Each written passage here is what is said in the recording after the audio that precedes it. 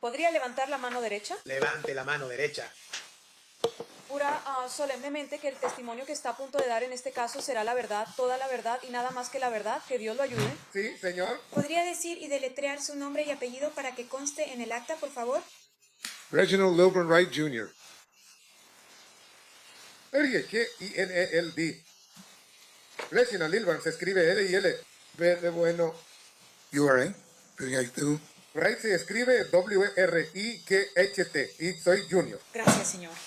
Cuando esté listo, señor Paul, puede proceder. Con las instrucciones. Un segundo. No puedo ver qué tipo de bebida es esta. Bien, perfecto. Muy bien. Voy a ir directo. Tengo que estar seguro.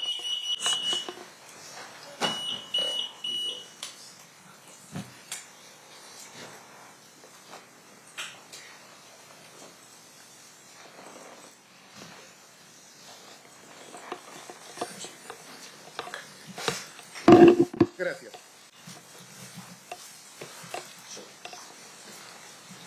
¿Está bien, señor? Buenas tardes, señor. Buenas tardes, señor. ¿Le molesta si le llamo Reggie? Y por supuesto, Está bien. Señor, ¿dónde creció usted? crecí en la ciudad de Compton, California. Nací y me crié ahí hasta aproximadamente los 19 años. ¿Y quién es su padre? ¿Quién es su padre? Mi padre es Reginald Wright Sr. ¿Y dónde trabajaba su padre? Trabajó para el departamento de policía de la ciudad de Compton. Y en algún momento él ascendió en el departamento de policía de Compton hasta convertirse en teniente, es decir, de la división de pandillas. Con el tiempo llegó a ser capitán, pero durante la mayor parte de su carrera fue teniente. ¿Usted también llegó a ser oficial de policía? Sí, señor. ¿Cuándo fue eso? Fui custodio civil desde 1985 hasta 1989 y luego me convertí en oficial de policía desde 1989 hasta que me retiré en 1996. ¿Y por qué te retiraste? Recibí una jubilación médica por una necrosis vascular en mi tobillo derecho, pero eso no es la razón por la que estoy así. Esto es resultado del COVID. Después de que te fuiste del departamento de policía de Compton y tomaste tu jubilación médica, ¿dónde trabajaste después? Bueno, para ser honesto, mis últimos 1 o 2 años como oficial de policía. Trabajé como jefe de seguridad de Death Row y también tenía una empresa de seguridad privada. Ahora, ¿eso era algo que se llamaba como trabajo extra? ¿Que los oficiales hacían trabajos extra cuando estaban fuera de servicio? Sí, señor. ¿Puede explicarnos qué significa trabajo extra cuando está fuera de servicio? Bueno, el trabajo extra básicamente es trabajar fuera de servicio en tus horas libres, trabajando para diferentes compañías. Yo trabajé para varias compañías, no era solo Death Row. Trabajé para compañías de camiones haciendo seguridad.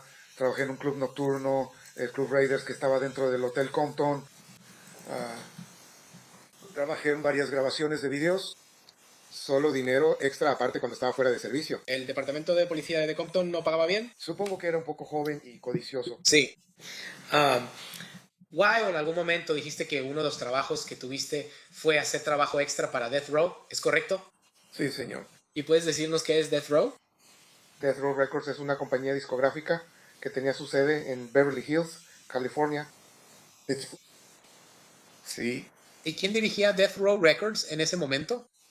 un caballero con el que en realidad crecí desde la primaria, secundaria y preparatoria, llamado Marion S. Susan Knight. Y cuando dices Suke, así es como se hacía llamar. Yo le llamo Suje. Entonces, después de que te retiraste, bueno, de hecho, déjame dar un paso atrás. Como parte de tu papel como oficial de policía en Compton, ¿estabas familiarizado con los diferentes vecindarios y los miembros de esos vecindarios? Sí, señor. ¿Era parte de tu trabajo saber qué áreas estaban asociadas con qué pandillas? Básicamente era parte del trabajo y como dije, empecé como en 1985, así que me fui familiarizando mientras trabajaba en la cárcel. Y era algo que me causaba curiosidad, ya sabes, siendo que mi padre estaba involucrado con las pandillas y también era algo que me intrigaba. Entonces, cuando dijiste que creciste con Suge, ¿creciste en el mismo vecindario donde creció Suge? Y como a 2 cuadras de distancia. Eso se consideraba territorio de Mapiru. Así es, señor. Tú, entonces, cuando crecías, ¿estabas familiarizado con los Mapiru? Ellos aparecieron más tarde. Realmente era un área de Luther's Park Piru. Pero luego, supongo que cuando yo estaba como en séptimo grado, habría sido como en 1978, tal vez un poco después, 80, empezaron a llamarse los Mapiru. Así que antes eran Luther's Park, Piru, y luego pasaron a llamarse Mapiru. Sí, nosotros prácticamente lo dividimos. O al sur de Rosecrans era de Ma y todo al norte era, o al revés. El norte era de Ma y el sur era el área de Luther en la avenida Rosecrans.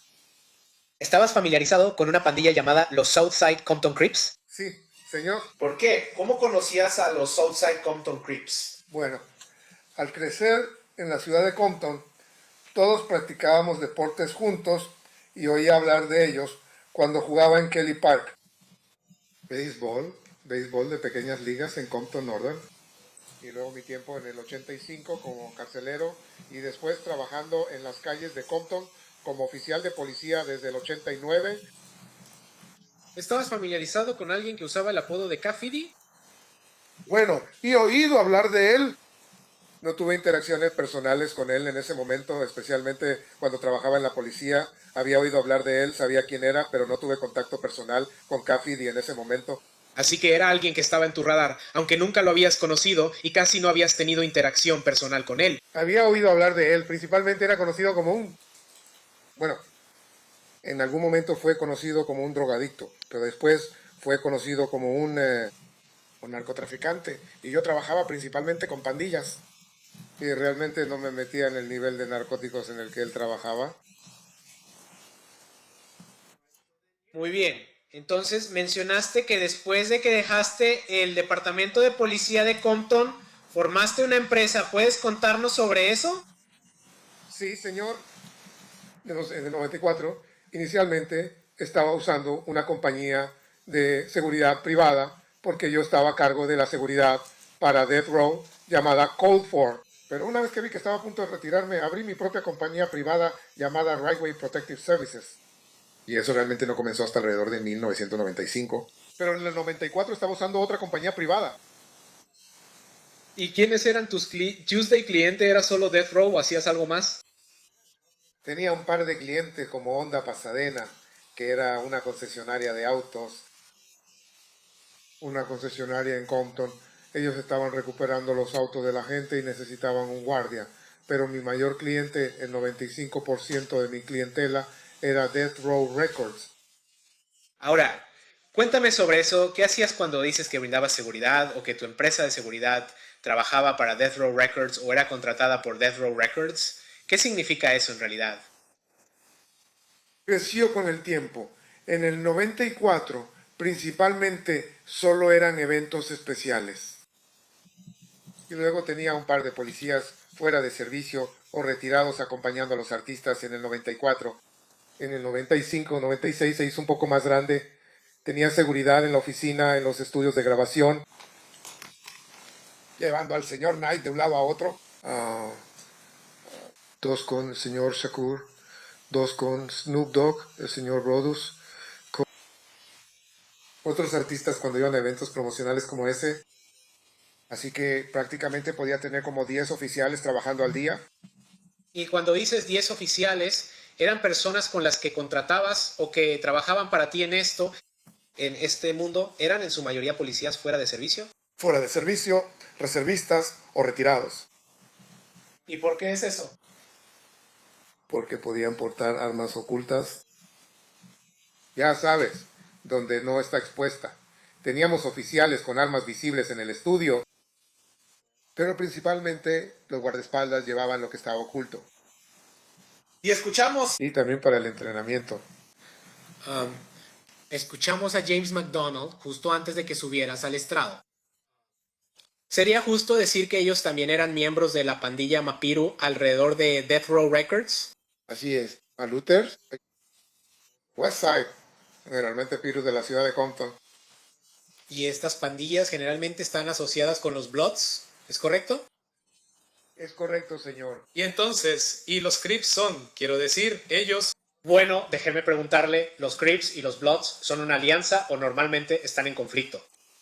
Normalmente están en conflicto. Sin embargo, Death Row era una situación única porque uno de sus artistas principales, antes del Semo, Shakur llegara a la disquera, era Snoop Dogg, quien era un conocido Crip de Long Beach. Y todos parecían tener una gran relación de trabajo antes de mi llegada, e incluso cuando yo ya estaba ahí. Muy bien. Y quiero preguntarte sobre Bad Boy Records. ¿Estás familiarizado con una compañía llamada Bad Boy Records? Judío. Sí, lo estoy. Y según tu conocimiento, ¿quién dirigía Bad Boy Records a mediados de los años 90? P. Diddy, Sean Combs, Puffy. No sé qué nombre usa hoy en día. Muy bien, entonces nos quedaremos con el señor Combs por ahora. Entonces, el señor Combs estaba dirigiendo Bad Boy Records. Y luego, ¿quién dirías que era su artista más destacado en ese momento? Era Christopher Wallace. Biggie Smalls. Bien, y había tensión entre Death Row Records y Bad Boy, el sello Bad Boy Entertainment. ¿En qué periodo de tiempo? Bueno, tú dime, ¿en algún momento se desarrolló tensión entre Bad Boy Records y Death Row Records? Inicialmente, cuando yo estaba ahí en el 94, no había tensión.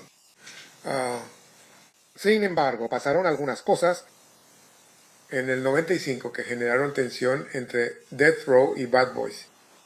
Hay un discurso famoso que el Sion Nightdale en el Source Awards en Nueva York en 1995, ¿eso contribuyó a esa tensión? Sí, señor. Eso fue el 6 de agosto de 1995, pero sí, señor. Eso fue cuando él le hizo saber al mundo. Y luego hay otro incidente donde uno de los asociados de Suge fue asesinado en Atlanta, ¿es correcto? Eso fue en septiembre, el 25 de septiembre creo. Sí, señor. Y luego, WW, es justo decir que la Tuesday percepción como personal de seguridad de Death Row Records era que alguien asociado con Bad Boy Entertainment puede que haya tenido algo que ver con el asesinato de uno de los amigos de Suge en Atlanta. Esa siempre fue la historia que nos contaron, sí, señor. Entonces, es justo decir que para 1995, al final de 1995 había tensión, una tensión significativa entre Bad Boy y Death Row. Sí, señor. Y hasta el punto de que incluso involucró violencia en relación con el asesinato del amigo de Suge Knight. Correcto. Esa fue la primera vez que algo escaló hasta ese punto. Sí, señor. Como parte de la seguridad de Death Row, ¿cómo manejaste esto? Bueno, siempre estábamos en algún tipo de alerta cuando se trataba de Death Row, o sea, Bad Boys, o ir a la costa este, lo cual Sugi y yo hacíamos continuamente porque él tenía muchos negocios allá. Su distribuidor, el distribuidor principal, estaba ubicado allá. La prensa especializada, como las revistas y esas cosas, estaba allá. Así que puedo decir honestamente que él, yo y quizá algunos de sus amigos íbamos allá al menos una vez a la semana. Más bien, una vez al mes, lo siento. Durante ese tiempo, cuando el señor Shakur llegó a casa, bajamos un poco, pero todavía salíamos, aunque ya no íbamos tanto. Y cuando dice que el señor Shakur llegó a casa, en algún momento Death Row contrató al señor Shakur para su sello discográfico. Se debate cómo sucedió eso. No estoy preguntando cómo sucedió. No estoy preguntando cómo, solo digo, ¿sucedió? Sí, señor. Creo que él llegó a casa el 12 de octubre de 1995. Ahora, como encargado de la seguridad de Death Row, ¿sabía usted que el señor Shakur estaba en libertad bajo fianza, una fianza de apelación de una prisión de Nueva York? Sí, señor. Creo que la acusación tiene que ver con conducta sexual inapropiada, ¿es correcto? Sí. ¿No sabes? Si no sabes, Algo así, yo no lo llamaría así, pero sí. está bien, fuera lo que fuera. Algún tipo de problema. El señor Shakur está en prisión en Nueva York y luego el señor, Death Row Records pagó una fianza de apelación para el señor Shakur. No mencionan otras compañías, pero sí, señor. Está bien. Luego el señor Shakur viene a donde está Death Row o se queda en el área de Nueva York o a dónde va. No, lo recuerdo. De hecho, yo lo recogí en el aeropuerto junto con uno de mis guardias de seguridad que se llama Kevin Hackey. Y lo llevamos e inmediatamente fuimos al restaurante Monty's y comimos. Luego fuimos al estudio de grabación esa noche y desde ese momento le conseguimos una habitación de hotel, lo llevamos al Hotel Península, donde se quedó por creo que un mes o dos. Luego consiguió un lugar en Wilshire y después una casa en Calabazas.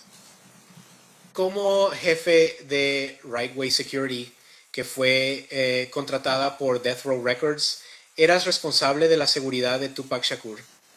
Sí, señor. ¿Cómo manejaste la seguridad de Tupac Shakur? Bueno, tenía dos tipos que estaban asignados principalmente a él todo el tiempo. Uno de ellos era un tipo llamado Kevin Hackey, quien estuvo mucho con él al principio.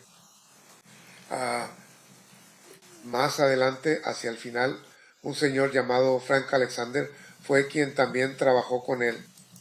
Y luego yo siempre tenía otros tipos adicionales, como Al Giddings, que ayudaba a cubrirlo cuando esos tipos no estaban disponibles.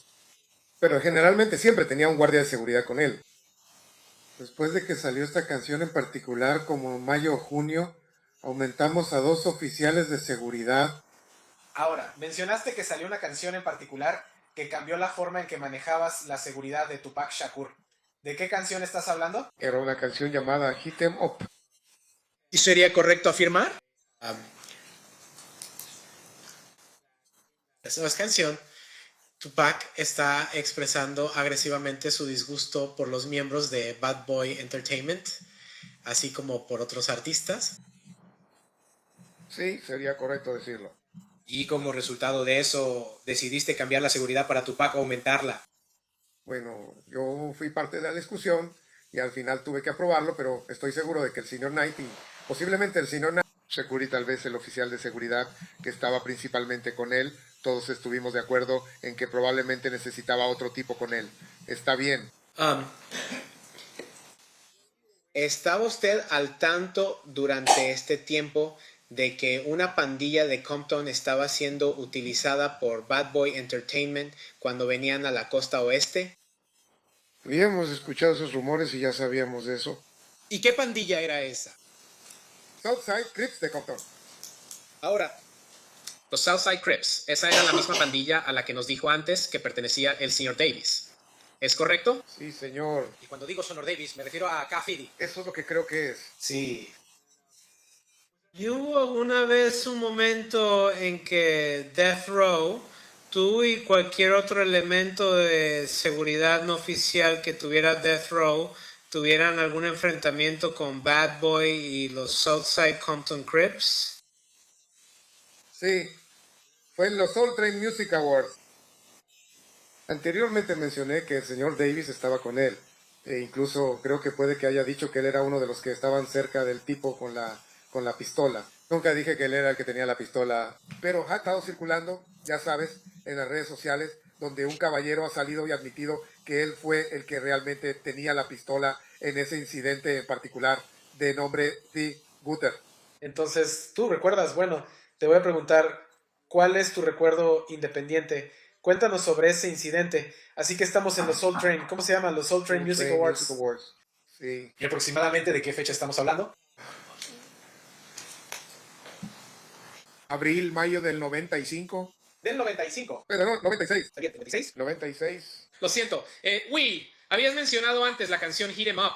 ¿Esto fue antes o después de la canción Hit 'Em Up? Eso fue antes de Hit 'Em Up. Eso fue antes de Hit 'Em Up. Está bien. Cuéntenos qué pasó en los Soul Train Music Awards. Digamos, originalmente teníamos un séquito de unas 50 personas con nosotros, pero solo permitieron que 2 de nuestros autos entraran al estacionamiento trasero, porque ahí tenían todo el montaje, las casas rodantes y cosas así.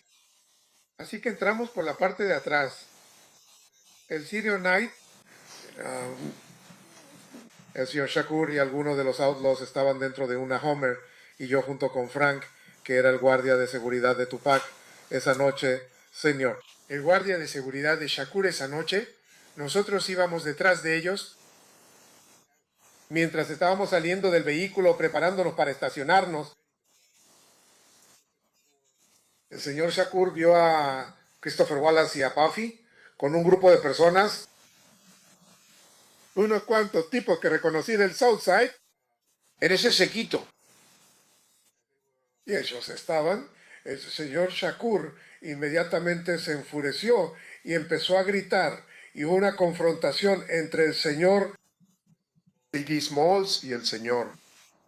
Shakur. Ocurrió hasta el punto en que uno de sus hombres sacó un arma. Y fue entonces cuando saqué mi arma hacia él y le rogué, cuando él suplicó que no levantara la pistola. Había algunos guardias de seguridad de la Nación del Islam allí, se metieron en medio, nos separaron, los sujetos se fueron corriendo hacia la calle en el Y lo estacionamiento. siento, ¿corrieron hacia la calle? El caballero con la pistola y varias de las personas que estaban con él se fueron corriendo. Ahora, dijiste que Southside estaba proporcionando ese tipo de apoyo. Ellos estaban con él en el séquito. Sí, señor. ¿Recuerdas si Dwayne Davis era una de esas personas? Creo que sí lo era. Yo sé que él estaba con ellos. Pero como dije, no creo que él fuera el que tenía el arma. Muy bien, pasemos al 7 de septiembre de 1996 o ese fin de semana. ¿Cuándo vienes a Las Vegas para ese fin de semana? Vine ese viernes. Creo que fue el día 6. El viernes fue el día 6. Creo que el 7 es el día. Está bien. Así que vine ese viernes. Así que teníamos un club nocturno que estaba en proceso de abrir. Y aquí supongo que hay algún tipo de tarjetas que todos los que trabajan alrededor de personas que están consumiendo alcohol deben tener. Creo que en ese entonces se llamaban tarjetas de la ciudad o algo así. Tenía que conseguir que todos mis guardias de seguridad tuvieran esas tarjetas en particular para esa noche. Porque el abogado que nos estaba ayudando a abrir el club dijo, oigan, tienen que estar muy atentos, tenemos que tener todo en orden. Porque si todo sale bien esta noche, hay una buena posibilidad de que podamos transferir los permisos del dueño anterior al nombre del señor Knight. Bien, y voy a interrumpirte ahí. Primero, mencionaste que recibiste asesoría de un abogado. ¿Recuerdas quién era ese abogado? Sí, señor. ¿Quién era ese abogado? George Calese. Aziz. Y luego, cuando recibiste el consejo del abogado, generalmente te decía que tenías que andar con mucho cuidado, por así decirlo. Que cuando estás...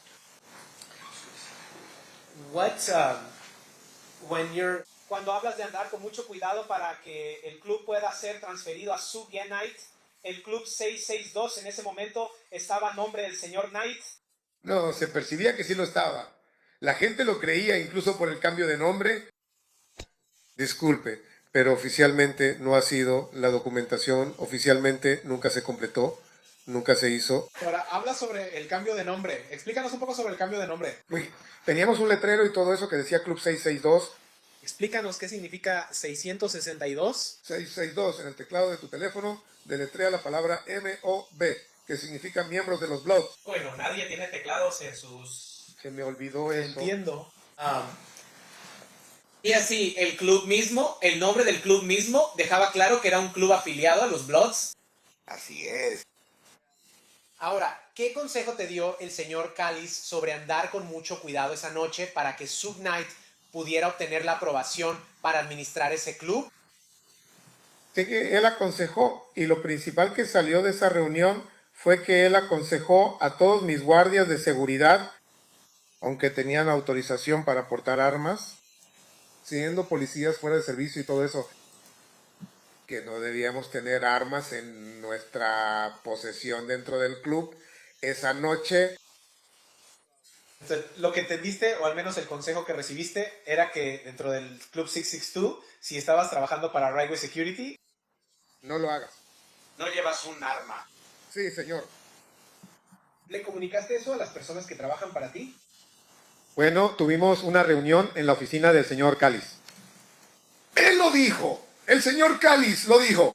Pues muchachos, probablemente no habrían hecho nada si yo no lo hubiera repetido. Hoy puedo decir que lo repetí. Y estuve de acuerdo, pero estoy seguro de que lo hice. Lo que estás diciendo es que no tienes un recuerdo independiente, pero ¿crees que probablemente sí repetiste al 100? ¿El consejo del señor Callis? Sí, señor. ¿Y cuándo fue esta reunión? Eso. El viernes. Ese viernes, después de que todos vinieron de la reunión sobre la tarjeta STAMP, porque yo lo llevaba todos los viernes. Y fuimos a comer a Fridays después de esa reunión. Así que fue ese viernes. ¿Está bien? Entonces, el proceso era con tu gente, las personas que trabajaban contigo, era que tenían que obtener sus tarjetas TAM o cualquier tarjeta de trabajo temporal requerida para hacer el trabajo que necesitabas que hicieran. En el 662, luego tener una reunión con el abogado. El abogado les dice, oigan, estamos tratando de transferir este club a nombre de Suge. Mantengámoslo limpio y no lleven armas de fuego. Así es. ¿Hiciste algo más esa noche, el viernes, que sea relevante para los eventos que ocurrieron el 7 de septiembre de 1996? Sí, lo hicimos. El club en realidad abría los viernes y sábados. Pero por alguna razón no teníamos mucha asistencia los viernes por la noche. Pero el sábado por la noche era una noche diferente. Entonces, ¿sabías que esa noche, el 7 de septiembre de 1996, era la noche en que Mike Tyson peleaba contra Bruce Alkin? ¿Es correcto? Sí, señor. Y esa fue parte de la razón por la que iban a tener el club abierto, por esa pelea. Esa fue la única vez que el club bajo el mando del Senior Knight, ya sabes, el club 662. Solo hicimos eso como 3 veces. Y esa habría sido la cuarta vez. Así que solo abrimos esas 4 veces, esos el viernes y el sábado. Y luego lo hicimos una vez más donde el señor Shakur y Snoop Dogg hicieron un comercial de Saint Ives que solo fue promocional. Una grabación privada de video para un comercial. Ahora, ¿quién estaba a cargo de la seguridad del Club 662 esa noche? Bueno, al final de cuentas yo soy el responsable, pero tenía a alguien en el lugar. Al supervisor llamado Al Giddens. Él era en realidad el encargado. A quien considero el encargado del club, pero al final como el dueño yo lo era. Y luego escuchamos a James McDonald. Él sugirió que también tenía un papel en la seguridad quizá diferente al tuyo en seguridad. ¿Estabas al tanto de que James McDonald estaba ahí en el club? Sí, James era un dolor de cabeza para mi equipo de seguridad. Lo odiaban. Pero él y yo nos conocemos desde hace más de 52 años, ¿sabes? Así que, quiero decir, era como mi hermano. Así que él, James, solía hacerlo como un negocio. Lo que James hacía era salir, buscar tipos que parecían tener mucho dinero y traerlos al frente de la fila. Y eso volvía locos a mis guardias de seguridad. Pero James solo estaba ahí trabajando en la puerta. Zook traía a varios de sus amigos para que estuvieran atentos, ya sabes, aún así. Ya sabes, relacionado por sangre, relacionado con el poder, para estar cerca. Pero James principalmente estaba haciendo un pequeño negocio por su cuenta.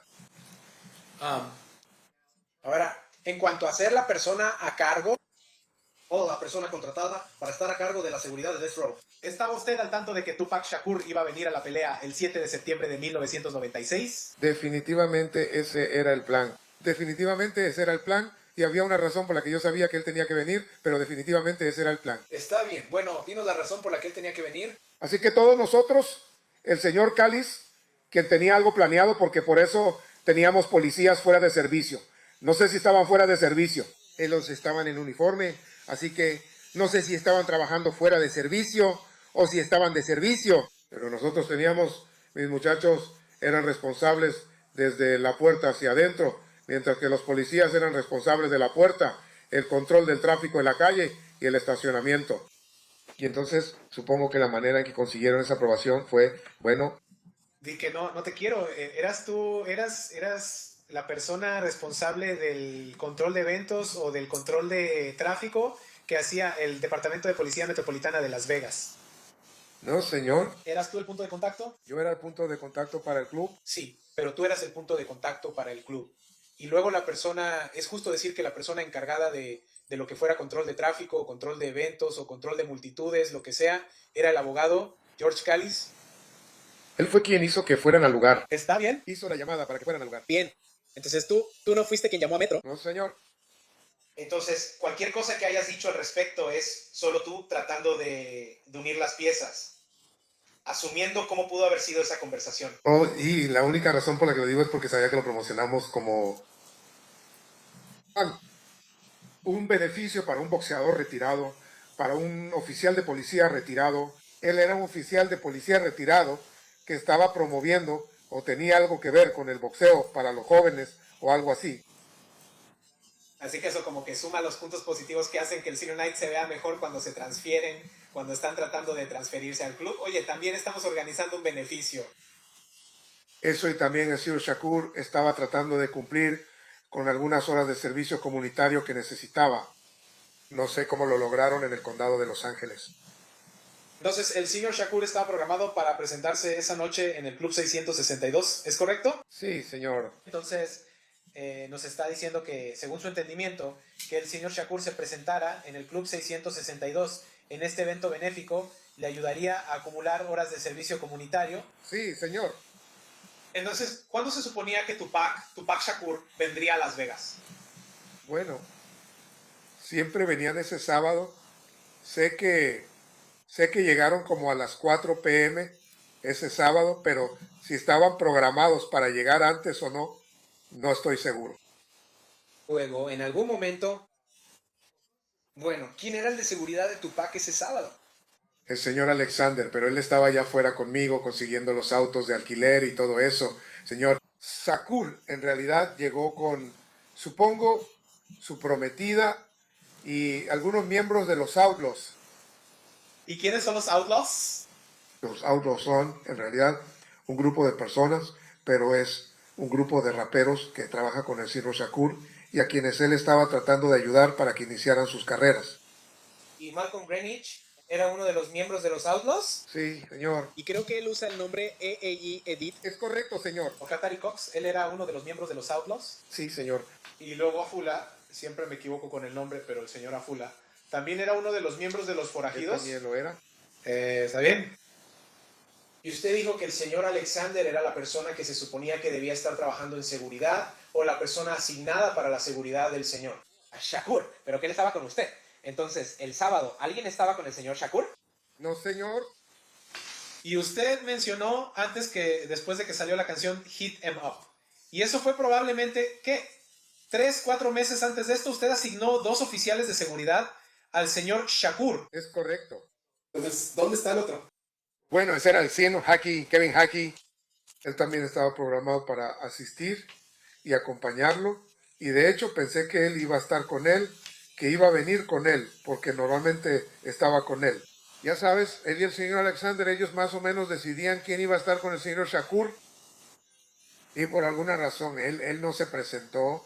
Ahora me está diciendo que tuvo que atender un arresto de última hora y que estuvo todo el día en el hospital por ese arresto. Entonces llega la noche de la pelea. ¿Dónde estás tú? ¿Vas a la pelea? Fui al estacionamiento de la pelea. Vi que era algo caótico, muy complicado entrar. Pero también recibí una llamada del señor Giddings, Giddings, quien era mi supervisor en el club. Y estaban teniendo algunos problemas logísticos, algunos problemas ahí. Y decidí ir y poner la cosa en orden en el club.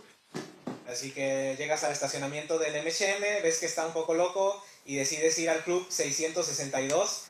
Así es. Y el club 662 estaba en Flamingos, ¿correcto? En la cuadra 1700 de Flamingo. Sí, señor. Está bien. De hecho, ¿puedo ver una prueba aquí? Oh, Una prueba ya exhibida aquí que ya fue admitida. Muy bien. De hecho, señor Wright no está en una buena posición para nada de esto. Pero ahí lo tiene, ahí está. ¿Puede ver el 662 allá arriba? No tengo mis lentes. No worries. Lo siento.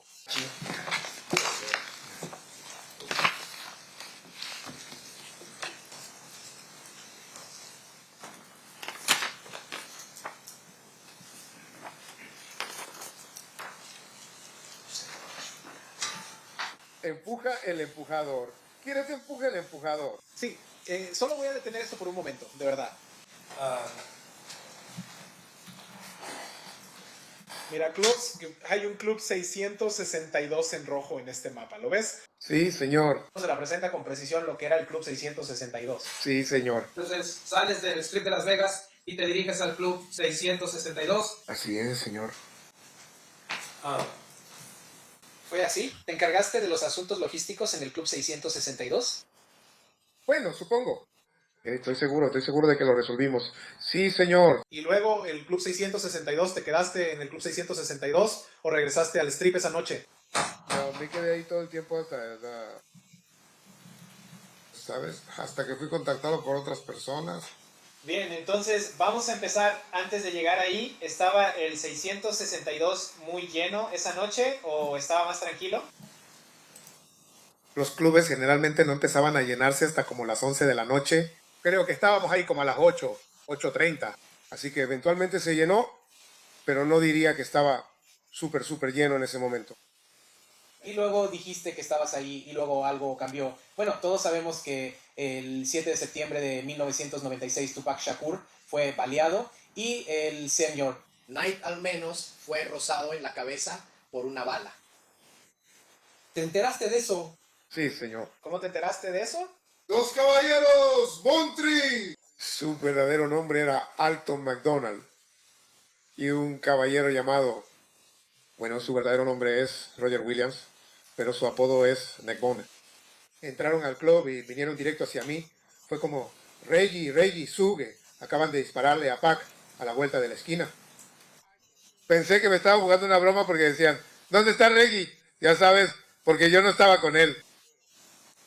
Pero luego el señor Callis, que estaba parado cerca de mí, supongo que él habló con algunos de los oficiales que estaban trabajando afuera y como que me confirmó que algo había pasado. Y para ese momento vi como 4 o 5 unidades más que estaban trabajando en el club. Empezaron a salir y dirigirse hacia allá. Ahora, mencionaste a dos personas, Bontry, Alton McDonald. ¿Bontry tiene alguna relación con James McDonald, la persona que testificó antes que tú? Es su hermano menor, sí, señor. Y luego mencionaste a Neckbone, Roger Williams. ¿Estas personas estaban empleadas por Right Way Security? No, ¿Eran parte de Mob Hyrule? sí, señor. Sería correcto decir, como hablamos antes, que Sue tendría miembros de Mob Hyrule cerca. Correcto. y aunque no eran seguridad oficial, ¿dirías que proporcionaban una forma diferente de seguridad? Sí, eso sería correcto. Entonces, al escuchar el hecho de que, bueno, en ese momento cuando Suge Knight y Tupac Shakur se dirigían al Club 662, ¿estabas al tanto de sus movimientos? ¿Estabas al tanto de que se dirigían al club en ese momento? No, en ese momento no había escuchado nada. Frank no me había comunicado nada. Y yo solo sabía que tarde o temprano llegarían ahí. Pero no, yo no sabía de ningún movimiento de dónde estaban o cuándo venían hacia nosotros. Habías dicho que Frank no te había dicho nada. En este punto, Frank ya se había reunido con Tupac. Frank estuvo con el señor Shakur desde aproximadamente las 4 p.m. ese día. De 4 a 5 p.m. el sábado estuvo con él ese día. Entonces, él no salió conduciendo con el señor Shakur, pero más tarde se reunió con el señor Shakur. Así es. Él y otro caballero que estaba con él al principio, de nombre Michael Moore. ¿Y el señor Moore también era parte del equipo de seguridad? Él también trabajaba para Right Way. Bien, entonces tienes al señor Shakur y al señor Knight dirigiéndose al Club 662. Según tu conocimiento, había otras personas que iban para allá. Supongo que ya escuchamos sobre Neckbone y Bontry. Había otras personas que iban al Club 662 con el Senior Knight y el Senior Shakur. En ese trayecto iban en más de un auto o había varios autos yendo al Club 662. Y solo puedo hablar de lo que sé ahora. Está bien, bueno, no, en ese entonces, como sabes. Yo solo sé quién normalmente está con él. Después de que Bontry y Neckbone te dicen que el señor Shakur y el señor Knight habían sido baleados y parece que recibes alguna confirmación del abogado, ¿qué haces? El señor Callis y Michael Moore, quien estuvo con el señor Shakur antes, quien, ya sabes, su trabajo principal era trabajar en el club. Él y yo nos subimos al auto con el señor Callis y nos dirigimos hacia la escena donde nos dijeron que el señor Shakur y el señor Knight estaban. Sin embargo, en el camino, el señor Callis estaba al teléfono y nos notificaron que ellos se dirigían al UMC. Entonces, ¿fue el UMC? Así es, señor. Ahora, retrocediendo un poco, ¿vio el auto en el que One Tree y Neckbone llegaron al Club 662? Al final, sí, señor. ¿Y notó algo notable sobre ese auto? Sí, Buttrey tenía un Toyota Supra negro y tenía un agujero de bala en la salpicadera del lado del conductor. ¿Ahora? Regresemos a, ¿vas de regreso a o vas camino al UMC? ¿Qué pasa en el UMC? Llego ahí. Por supuesto, ya sabe, señor Knight, señor. Shakur estaba en la sala de emergencias. No pude ver al señor Knight hasta unas 3 horas después, pero había mucha gente reuniéndose. Supongo que la gente se enteró de lo que pasó en el club y empezó a reunirse ahí. Y la gente apenas empezaba a reunirse. Y en el estacionamiento afuera del hospital. ¿El señor Knight estuvo en el UMC por mucho tiempo o como por semanas? ¿O qué pasó con el señor Knight? No, el señor Knight fue dado de alta. Me fui antes, no sé por qué me fui. Me fui antes de que él fuera dado de alta, como a las 4 o 5 de esa mañana. Pero sé que ya estaba de regreso en su casa. Todos se aseguraron de que su casa estuviera segura. Y sé que ya estaba de regreso en su casa como a las 6 a.m. o 7 a.m. de esa mañana. Estuve con él todo ese día. Después de todo esto, o en algún momento durante esto, ¿te comunicaste con tu papá?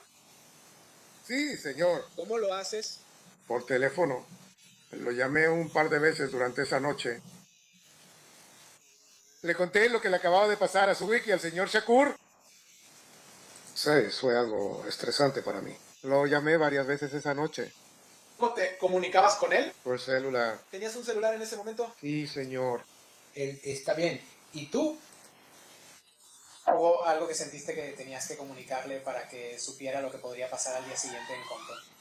Bueno, durante esa noche o esa madrugada estaba obteniendo información de personas en el estacionamiento y sus alrededores. Oye, ¿sabes? Tuvieron un altercado en el MGM con unos tipos de Southside, Compton Crips. Y así se lo transmití a él. No sabían quiénes eran esas personas. Solo que tuvieron un altercado con unos tipos de Southside. Y le dije, oye, ¿va a haber problemas de regreso en Compton? ¿Cuándo regresaste a Compton? ¿Cuándo regresaste a California? Como 2 semanas después. Entonces, estabas en la ciudad mientras el señor Shakur estaba en el hospital. Todo el tiempo que él estuvo en el hospital. Y la semana siguiente también. ¿Cuál fue su papel mientras el señor Shakur estaba en el hospital? Tuve a 2 hombres asignados afuera de su puerta todo el tiempo que él estuvo luchando por su vida. Y lo estuvieron ahí. Simplemente tuvimos problemas con, recuerdo, a una voluntaria del hospital tratando de acercarse a escondidas y tomarle una foto mientras él estaba ahí, luchando por su vida. Y nosotros solo intentábamos mantener a la gente afuera. Por supuesto, señor Shakur, su madre estaba a cargo, pero principalmente trataba de mantener fuera a las personas que ella no quería o que no tenían su permiso para entrar para ver al señor Shakur mientras luchaba por su vida. Y luego dijiste que después de que el señor Shakur falleció, ¿te quedaste en Las Vegas otra semana? Así es. ¿Por qué fue eso? Bueno, yo fui quien realmente recibió sus cenizas y uno de mis guardias de seguridad, que se llamaba James Green, estaba conmigo. Voló de regreso con las cenizas y finalmente se las entregó a alguien de la familia. Creo que fue a la madre. Pero si no fue ella, fue alguien a quien ella autorizó para recibir las cenizas. Pero tú eres la persona que entregó las cenizas. James Raywalls. ¿Tú recibiste? Sí. Cenizas y luego se las diste a James.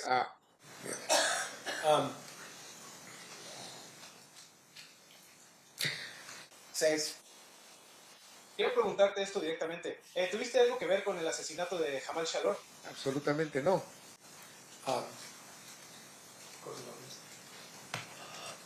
Orlando Anderson.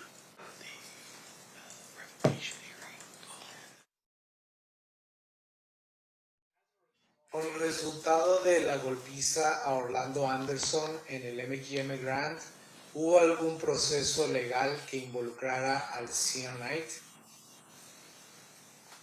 Sí, señor. ¿Es justo decir que el Sr. Knight estaba en libertad condicional en el momento de la golpiza en el MGM Grand? Así es. De hecho, podemos mostrar el 115. De hecho, ni siquiera conozco a ese señor. Ahí puede ver. Puede llevarle la computadora. Solo tengo que abrirla. Apagarla aquí. ¿Quieres hacerlo en tu computadora para que él pueda verlo de cerca? Y yo lo reproduciré para el jurado. Eso mismo. No, y yo muestro a la gente.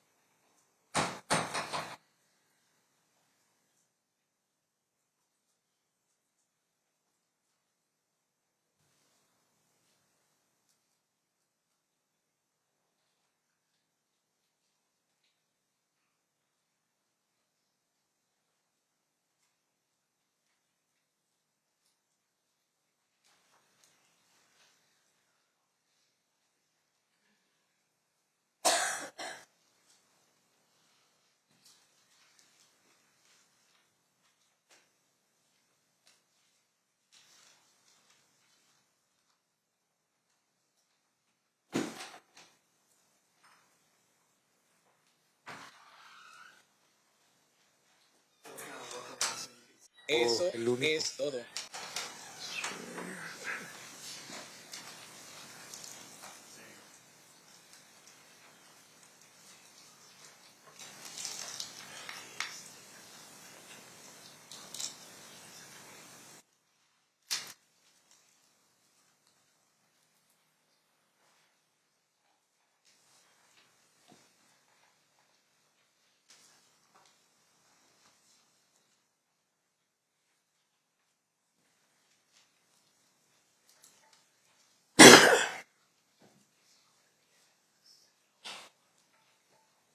Voy a intentar coordinar esto, señor juez. Voy a...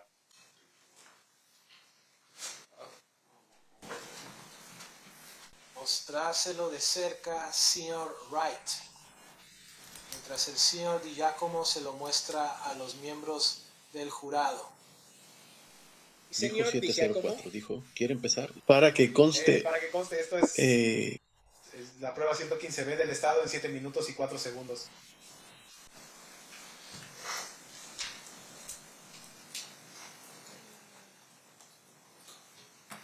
Está bien, un momento. De hecho, antes de que empecemos a reproducir...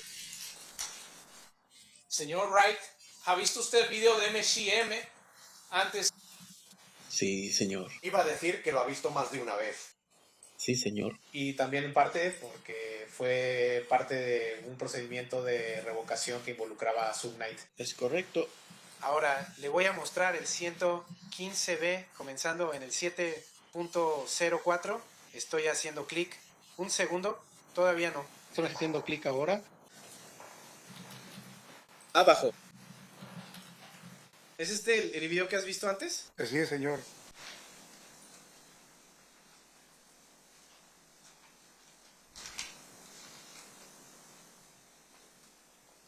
Voy a pausar, empezando en 7:20. Entonces, ¿por qué? ¿Reconociste a las personas que estaban golpeando al señor Anderson ahí? Golpeando o pateando. Sí. Sí. ¿Quiénes son ellos? El caballero de blanco con sombrero negro era... Bueno, Intentaremos.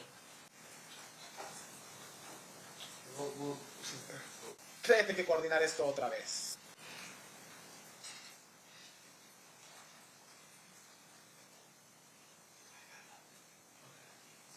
¿Puedes verlo? Puedo verlo, sí. Señor, ¿está bien? Bueno, entonces, ¿puede decirnos quiénes están involucrados en esto? Ese caballero de ahí, el de blanco, es Bontrey, Alton McDonald.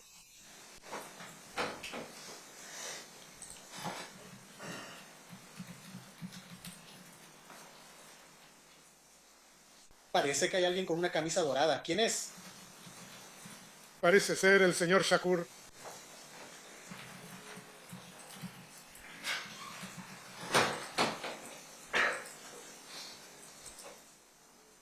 Hay una persona con un atuendo gris sobre gris.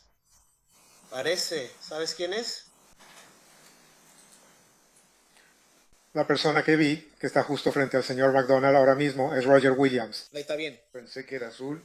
Y yo Tal vez vi estoy a hablando este de hombre... equivocado. Chico, ¿estás hablando de esto? Sí, Voy a acercarme a ella.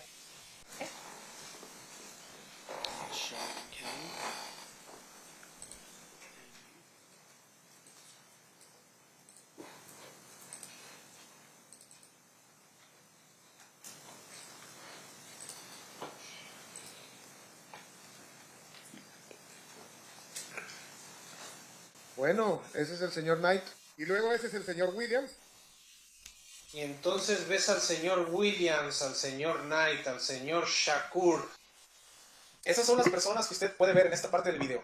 En esta parte del video. Es correcto, eso es correcto, señor. Y luego tenemos otro video que todos están usando.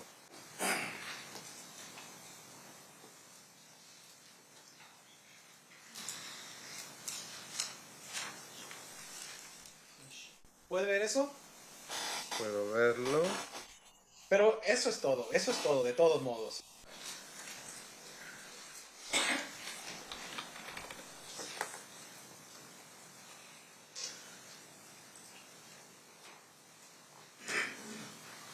Está bien, le voy a mostrar al Sion Wright, el 115C. ¿Y?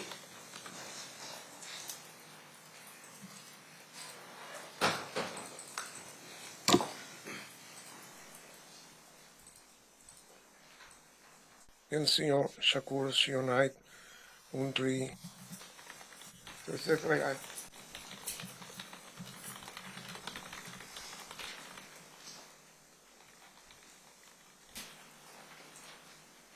No veo al señor. Todavía no veo a Frank.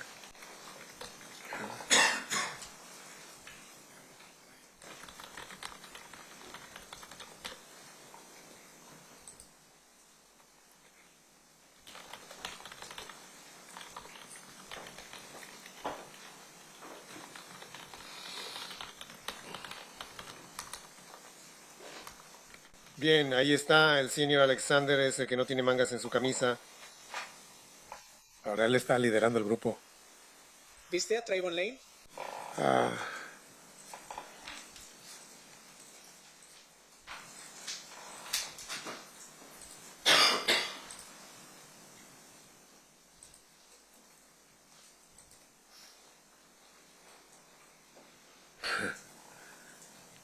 todavía no veo al señor Lane. No, él tenía un sombrero puesto. Ya lo he visto antes. Pero ahora mismo no lo veo. Déjeme volver a mirar. Frank. Summer Sarkur.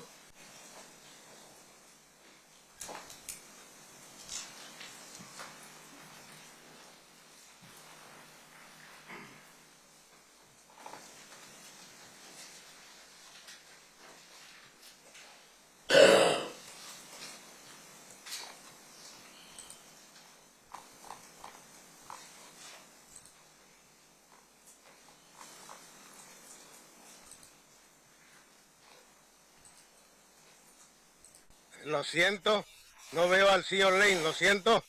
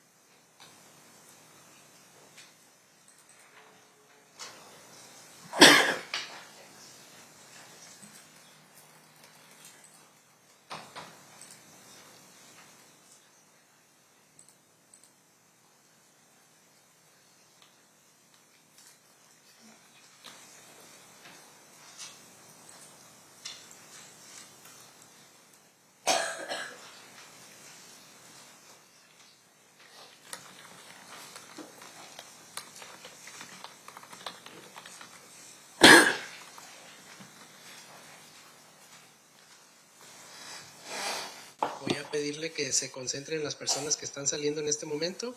Está bien.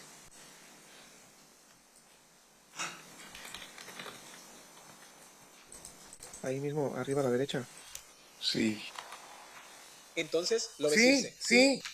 En la esquina superior derecha está el señor Lane. Que lo ves salir de la escena, pero en realidad no lo ves durante el... No lo ves... De hecho, Realmente no lo vi. ve al señor, no lo vi, ¿no? Señor, No lo vi hacer eso. Pero él está con el grupo que está huyendo de la golpiza al señor Anderson. Eso es correcto. Te voy a mostrar lo que se ha marcado como la prueba propuesta número 60 de la Fiscalía. ¿Reconoces quién es esa persona? Ese es el Caesar Lane. ¿Reconoces a la persona en la prueba número 7 de la Fiscalía? de hecho, estoy dando el equivocado. Sí, lo reconozco. Ese es el señor Davis. Sí, en la prueba número 3 del estado. Sí, the Dirty Sheriff.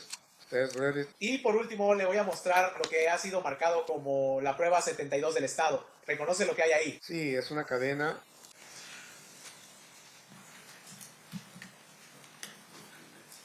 Muy bien, voy a incorporar estas pruebas como evidencia, sin objeción, que así conste. ¿Puedes mostrar la número 6?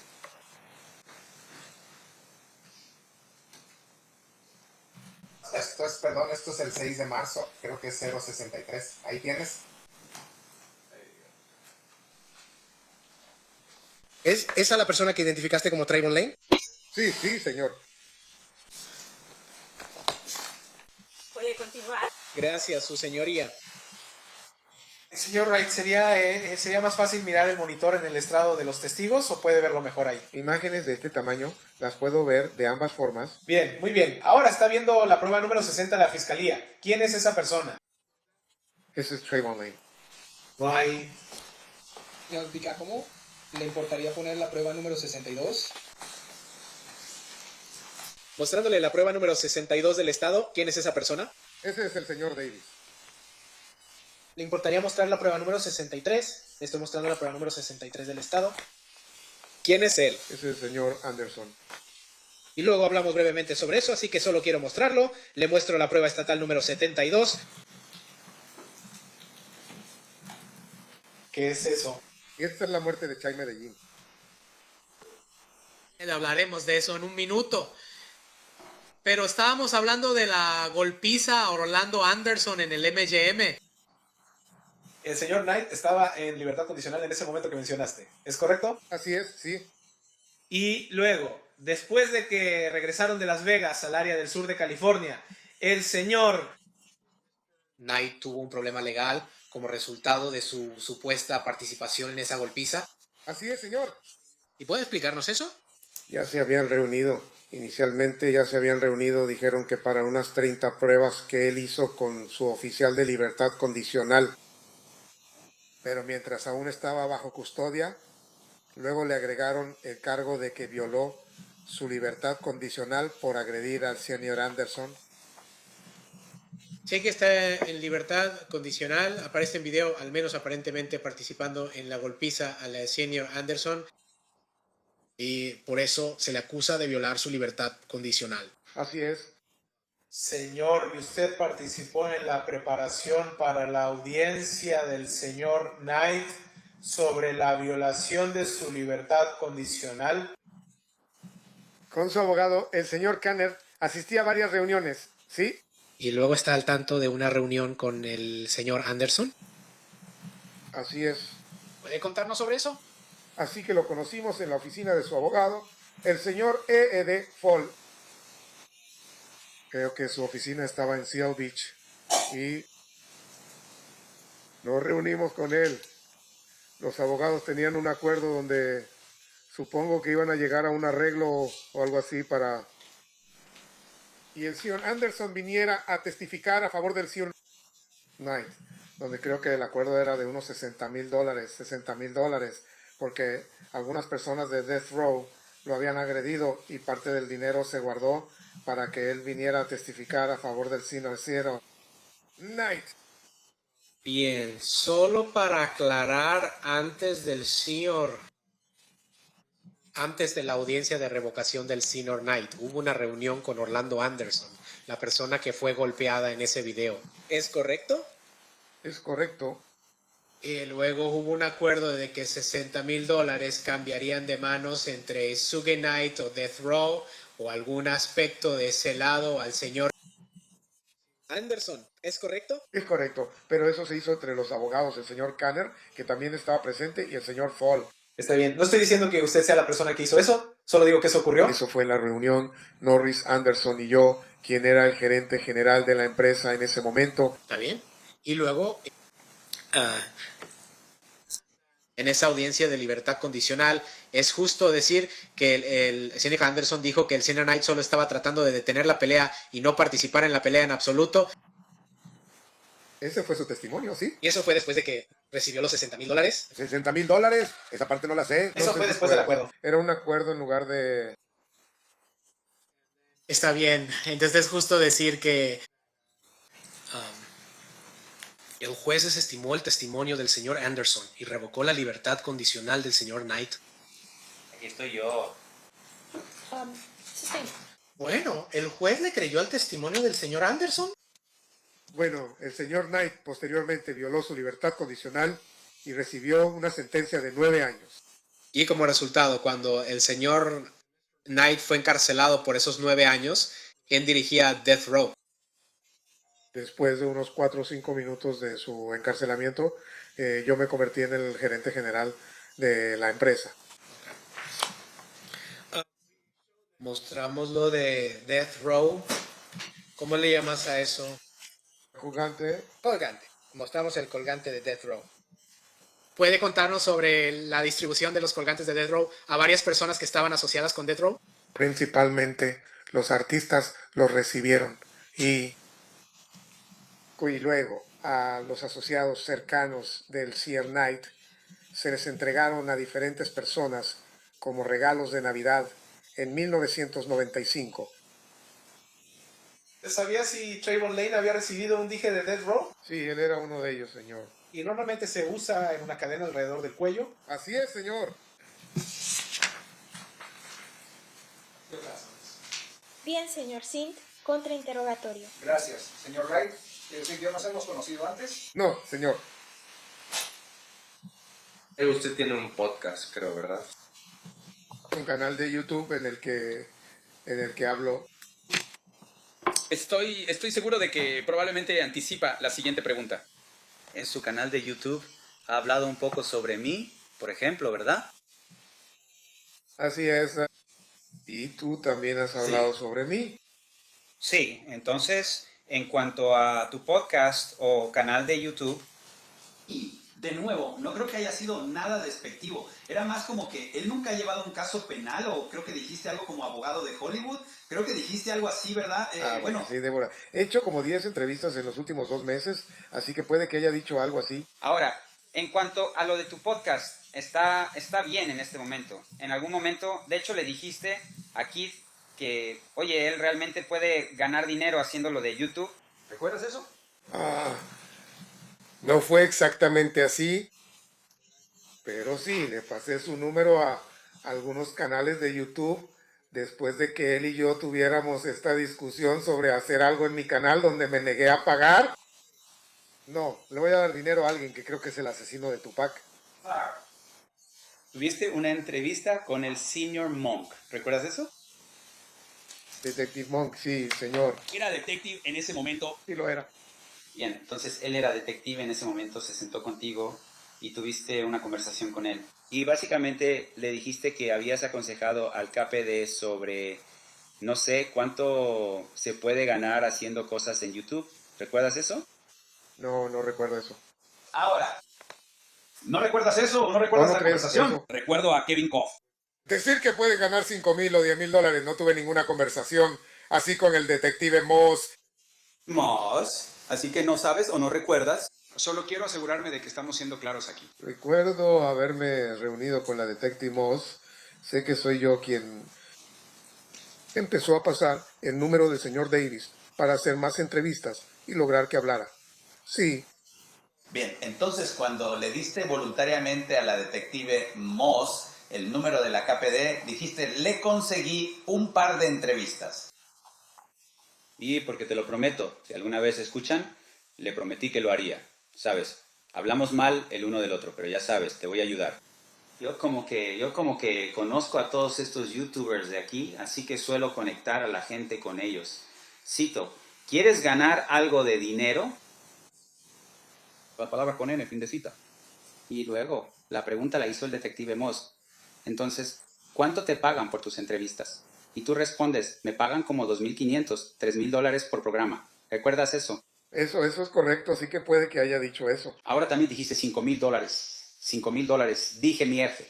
Él estaba llorando por sus impuestos. Te referías a Kippy en eso, ¿verdad? Él estaba llorando por sus impuestos. Kippy, no estoy seguro. Lo tengo a punto de ir a reventarlos la próxima semana. Él está recibiendo $3,500.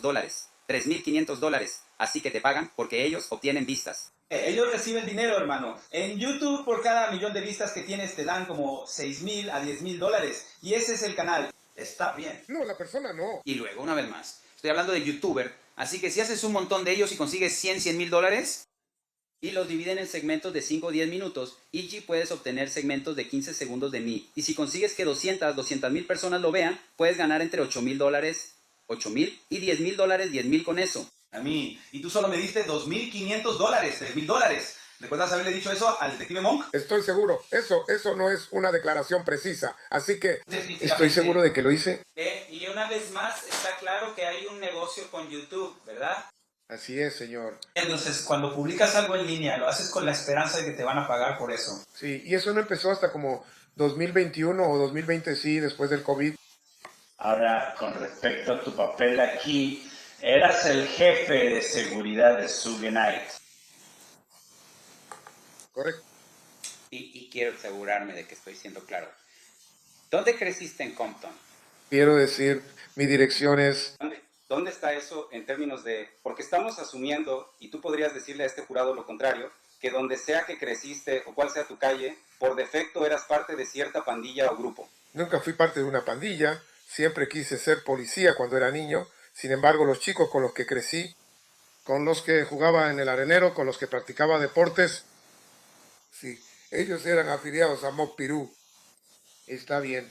Algunos oficiales de policía, algunos jugadores de fútbol, de varios tipos de personas crecieron en nuestra comunidad. Y en algún momento sales de eso.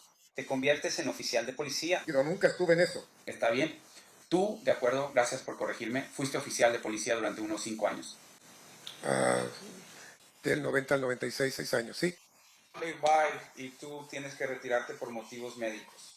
Correcto. Y nos habías contado, antes que creaste esta empresa de seguridad, que trabajabas en ella por las noches mientras hacías tu trabajo principal durante el día y luego trabajabas en este otro empleo por la noche.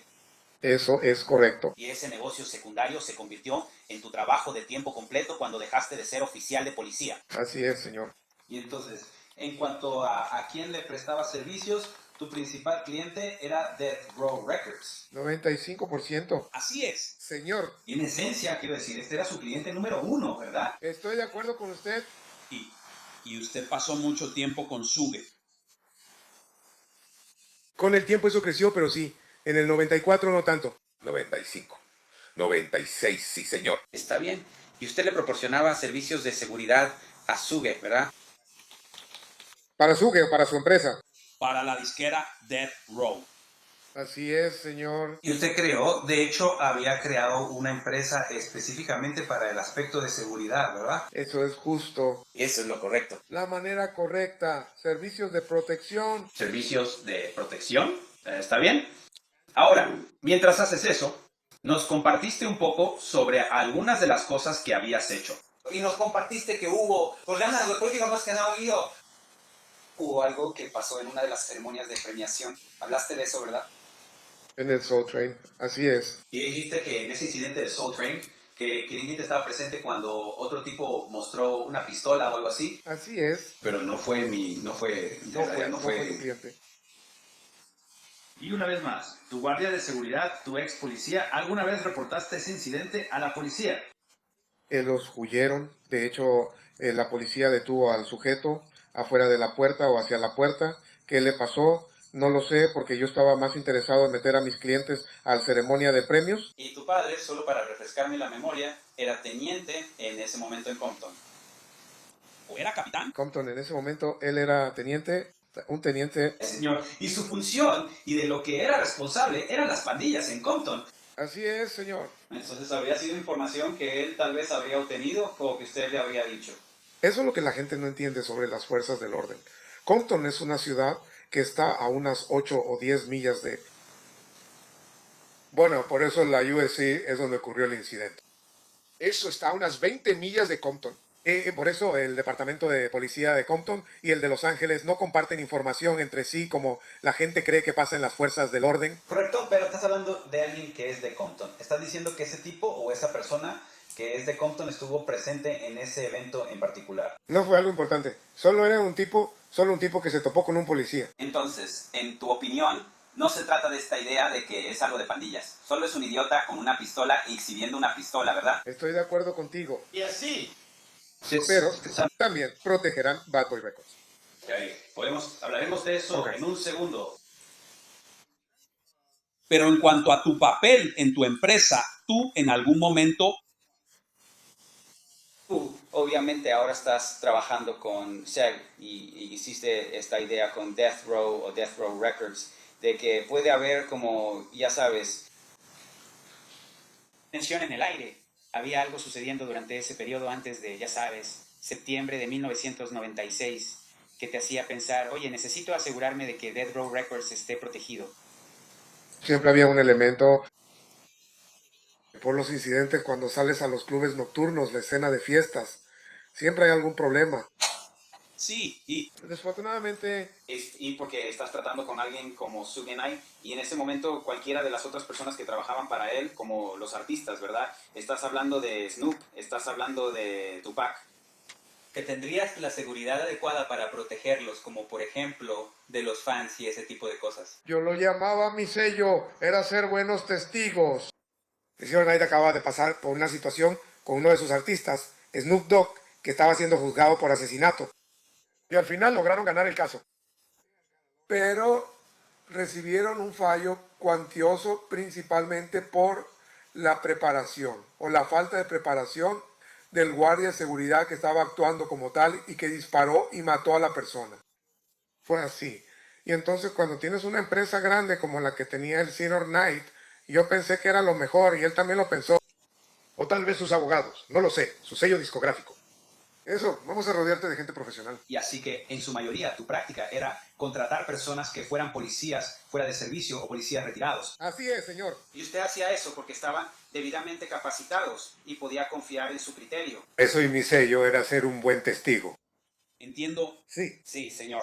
Pero con respecto a su papel, sus papeles, obviamente, al final del día, eran proteger a las personas que eran sus clientes. Eso habría sido Death Row Records y a quien usted les asignara a proteger. Lo mejor que pudieran. Entiendo. Entonces, en cuanto a lo que sucede aquí en Las Vegas, ¿verdad? Su testimonio es que usted llega aquí a Las Vegas y está aquí el viernes. Correcto. Y usted está aquí para prepararse para lo que va a suceder el sábado. El viernes por la noche, el Club Coca-Cola se abrió. Como dije, no hubo mucha asistencia, pero definitivamente para el sábado por la noche sí.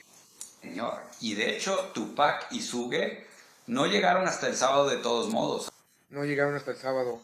Es correcto, señor. ¿Y ellos llegaron manejando? Llegaron manejando, sí, señor. Entonces, ellos llegaron manejando. Usted está ahí, está trabajando y está en el 662, ¿verdad? Estoy en el 662, sí, señor. Está bien. Entonces le voy a mostrar aquí su imagen. Yo le voy a pedir al secretario que marque como propuesta de la defensa la siguiente en orden. La C, creo. Sí. La C. ¿Puedo hacer una pregunta sobre... ¿Eso? ¿Lo reconoces? Ese es el Club 662, sí. Está bien. Y con respecto a... Lo siento, y con respecto a esa fotografía, ¿sería una representación precisa del 662 en la época de la que estamos hablando aquí? Estoy de acuerdo con usted, señor, sí, señor. Ahora. En este momento, solicito la admisión de la prueba C propuesta por la defensa. ¿Alguna objeción al respecto? Number. Queda admitido. ¿Alguna otra pregunta? Voy a mostrar esto al jurado aquí, rápido. Así que esta es una foto de 662. Ahora nos habías compartido un poco sobre lo que estaba pasando el sábado por la noche. El abogado básicamente dice, oye, realmente queremos que este club obtenga su licencia, tal vez podamos hacer algo que ayude a la comunidad o al menos que no cause problemas. ¿Eso es lo que estamos haciendo? Creo que eso fue principalmente para que los oficiales de policía estuvieran ahí. Está bien, y con respecto a esa noche en particular y todo eso, dijiste que tenía algo que ver con el boxeo. Es un evento benéfico de boxeo, eso es lo que era. Correcto, sí, está bien. Así que esta foto habría sido tomada más o menos en la época en que ocurrió este evento, en septiembre de 1996. Creo que esa noche o esa semana, sí. Sí, señor. Y con respecto a Barry's Boxing, ¿sabe algo sobre de qué se trata Barry's Boxing? Solo que era un oficial de policía retirado que estaba ayudando a jóvenes en la zona con el boxeo. Eso era todo. Ya sabe, una asociación o una fundación para recaudar dinero para los jóvenes que estaban creciendo. Es lo que recuerdo. Entonces, Mark James acaba de testificar hace un rato. Está bien. Su declaración fue que no hubo ningún evento como ese ocurriendo en septiembre de 1996, lo cual él consideró incorrecto. Déjame decir esto. Él no está muy enterado de eso, ¿sabes? No somos tan transparentes como quizá deberíamos ser, ya sabes. Vengo del barrio. O sea, pero obviamente esto está justo en la entrada principal de la instalación, ¿verdad? Entré a ese club esa noche y nunca me di cuenta de eso. Bueno, déjame preguntarte esto. En cuanto a lo que estaba pasando, Mark James era el jefe de seguridad de esa noche. Entonces, la responsabilidad de James es que él tenía mucha influencia con los del barrio y ellos tenían algo que llamaban código rojo, donde todos salían y se apoyaban mutuamente. Y James era esa persona a la que, ya sabes, Suge recurría incluso durante el juicio de Snoop. Cuando Snoop tenía problemas con los de su barrio que iban allá, ya sabes, molestándolo y esas cosas, fueron contratados para estar afuera del juzgado y mantenerlos alejados. Y ese era el papel de James. Así que, y James estaba con Suge desde el principio. Oye, para ser sincero, puede que él esté un poco molesto porque mis muchachos de alguna manera tomaron muchos de sus papeles o responsabilidades. Correcto. Entonces, en esa noche en particular había oficiales de la Policía Metropolitana que fueron contratados por ti para estar afuera. Bueno, yo diría que el Club 662 o bajo el señor Caliz y la persona que estaba administrando el club bajo su dirección sabía que iban a estar ahí, pero no hablé con nadie del departamento de policía para decirles esto es lo que les van a pagar, necesito que hagan esto. Solo sabía que iban a estar trabajando desde la puerta hacia afuera. Está bien la preocupación en este punto en particular que usted tenía, así como supongo el señor Cálice como abogado, es que querían asegurarse de que todo saliera bien para el club. Eso es correcto. Eso es genial, eso es justo. Y eso es lo que al final, para ayudar a Suge con la transferencia de este club en particular. ¿Verdad? Es correcto, señor. Entonces, una de las cosas que sucedió y que nos compartiste es que el viernes te reúnes con Calice y te enteras y te instruyen que tu gente no debe portar armas de fuego dentro del club nocturno. Correcto, dentro del club nocturno. Así es. Hasta el momento en que llegan a esa puerta no se supone que deban portar armas de fuego. Afuera, dentro del club. ¿Estás al tanto de que la gente de Mark James llevaba armas de fuego esa noche? Bueno, tuve problemas con eso. Mis muchachos eran estrictos en la aplicación de la ley. No les importaba, no tenían una relación con Gámez y los demás como la que yo tenía. Y por eso los revisaba. Si lograban meter uno, quién sabe. Pero siempre había problemas con ellos por ser revisados. Pero mis muchachos aún así decían, oye, si quieres que estemos aquí, vamos a revisar a todos los que entren a este club. Correcto, eso era importante para ti, pero Mob James dice lo contrario. Está bien, déjalos entrar. Sucede. Y con respecto a la reunión con el señor Plessis, una vez más estás ahí. Y en ese momento, ¿tienes algún interés de propiedad en Death Row Records? Ninguno. Entonces, ¿eres una entidad separada? ¿Solo eres la compañía de seguridad contratada para proporcionar seguridad a Death Row Records? Mi compañía Right Way estaba generando dinero, pero también recibía un salario de Death Row. Está bien, entonces estás en esta reunión y una vez más, la reunión es para ayudar a Suge a que le aprueben este club para que pueda hacerlo realidad. Así es, señor. Y tu trabajo, Rich, sinceramente, es simplemente ser alguien que brinda seguridad al club. Esa noche en particular, eso. Pero yo soy más... Algunos dirían que en algún momento el hombre de confianza de Suge. Pero mi enfoque principal eran las entidades de Suge Knight. No eran solo los artistas musicales. No era solo el club de discos. Era todo en lo que el señor Knight intentaba invertir en ese momento. Entonces nos está diciendo que no solo proporcionaba seguridad, sino que también era como un empleado de Death Row Records. Eran más cosas. Bien, recibía como un cheque de nómina cada 2 semanas como empleado. Sí, señor. No había nada por debajo del agua, como Mock James nos habría dicho. Nosotros no hicimos eso, ¿verdad? No hicimos eso. Y con respecto a que Mock James recibía pagos, me estás diciendo que le habrían pagado de la misma manera, con cheques de empleado y todo eso de Death Row Records. Mob James no era uno de esos empleados. Como dije, solo lo llamaban para eventos especiales. No creo que James ganara su dinero con los tipos que estaban en la fila. Había tipos con dinero o jefes, o como quieras llamarlos, que él traía al frente de la fila. Así que solo para llamar tu atención de nuevo a, ya sabes, digamos alrededor de las 4 de la tarde de ese sábado. ¿Dónde estabas? En el Hotel Luxor. Está bien, y después de las 4, ¿qué pasó contigo? No, fui al club hasta... Bueno, yo como a las 7:30 recibí una llamada del señor Alexander y del señor Shakur. El señor Shakur estaba muy molesto esa noche porque el señor Knight siempre llega tarde y él realmente... De hecho, tomó un taxi. No sé si la mayoría de la gente lo sabe. Fue a la pelea en taxi porque ya estaba cansado de llegar tarde a la pelea. Bueno, él sabe que Suge me llama porque la mayoría de la gente me llama a mí, ya que saben que normalmente puedo localizar a Suge. En ese entonces solían tener teléfonos en los vestíbulos de los hoteles y recuerdo que él y el señor Alexander me llamaron y me dijo que se puso al teléfono porque estaba muy molesto. Nosotros tomamos un taxi para allá. Vamos para allá ahora mismo, nos encontraremos con él allá. Ya casi era hora de que Mike Tyson subiera al ring y él quería estar ahí. Y se impacientó porque el señor Knight llegó tarde.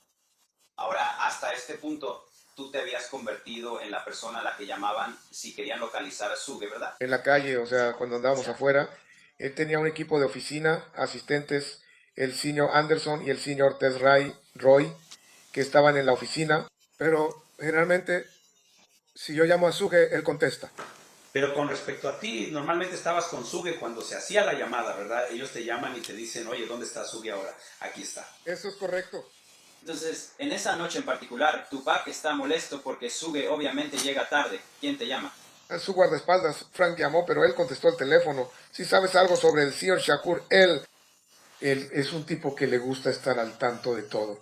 Y eventualmente solo dijo, oye, si no puedes localizarlo, nos vamos. Y tomaron un taxi para ir a la pelea. Así que tienes a Frank Alexander, tienes a Tupac, y no había otros guardaespaldas para proteger a Suge y a Tupac esa noche. Sí, el señor Kevin X se suponía que iba a asistir, pero no lo hizo. Él no estaba ahí y yo no sabía que todavía no había llegado. Pero estás consciente de que en ese momento Tupac era el rapero más famoso casi en todo el mundo, si no es que en todo el mundo, y solo asignaste a una persona y la otra persona llamó para reportarse enferma. Él no llamó para reportarse enfermo, simplemente no se presentó. Pero sí, o sea, no era inusual para el Zen Shakur andar con un solo tipo y todos sus outlaws. Pero una vez más, nos está diciendo que solo Frank Alexander viene de su oficina, ¿verdad? Eso es correcto. Sí. Y también nos comparte que hay otras personas dentro del 662 que están cacheando al grupo de Mob James. Pero no puedes enviar a más personas para que estén ahí para Tupac. Y si hubiera sabido que iba a haber un problema como el que ocurrió, por supuesto que lo habría hecho. Les habría pedido que se quedaran en un hotel si hubiera sabido lo que iba a pasar. Sabes que era la noche de la pelea. Peleaba Mike Tyson y que todo el mundo iba a venir a Las Vegas para ver la pelea, ¿verdad? Hay muchísima gente. Y en tu opinión, solo si creías que Tupac de alguna manera iba a meterse en una pelea o algo por el estilo, habrías asignado a más de una persona. Solo te pido que me aclares eso. Mierda. Habría tenido un ejército a su alrededor si hubiera sabido que algo así iba a pasar o si sospechara que algo así iba a pasar. Pero los caballeros que estaban con ellos y los que viste pateando al señor Anderson, esos también eran seguridad. ¿Quiénes eran seguridad? El personal de Death Row. Pero, una vez más, permítame asegurarme de haber sido claro.